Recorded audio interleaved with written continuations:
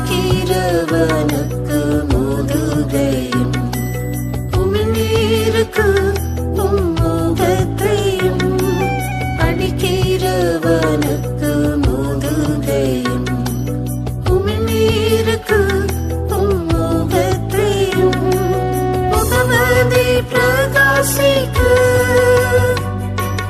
மறைக்காமல் ஒப்புவித்தீர். என் முகமதி பிரகாசிக்க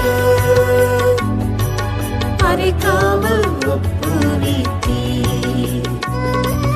மரணம் மீது குருதியும் சிந்தி என் சாபம் போக்க ஜீவனைந்தி வந்திற்காய் அர்ப்பணித்தீர்.